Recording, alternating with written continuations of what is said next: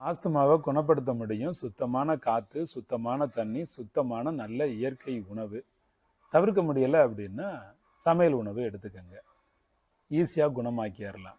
மூச்சு திணறல் அப்படிங்கிறது யாருக்காவது தான் வந்துச்சு. இப்போ நிறைய பேருக்கு அலர்ஜி, ஒத்துக்காத தன்மை நிறைய பேருக்கு உருவாகுது. இந்த ஆஸ்துமா காற்றுல பறக்கிற தூசி, சில காய்கறிகள் சாப்பிட்டதுனால கூட தொடர்ந்து சில காய்கறி சாப்பிட்டாலே சில பேருக்கு வந்துடும்.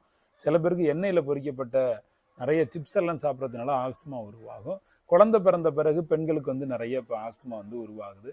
மழைக்காலமோ பனிக்காலமோ எந்த காலம் வந்தாலுமே பெரிய பிரச்சனை உருவாகுது. ஆஸ்துமா பிரச்சனை உள்ளவங்களுக்கு ரொம்ப ஒரு முக்கியமாக நீங்கள் ஃபாலோ பண்ண வேண்டியது குடிநீர் தான்.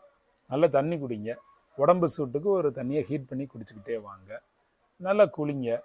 உணவுகளை தேர்ந்தெடுத்து சாப்பிடுங்க. மாவு பண்டங்களை நீக்கிடுங்க. ஃபேனுக்கு நேராக உட்காராதீங்க, தள்ளி உட்காருங்க.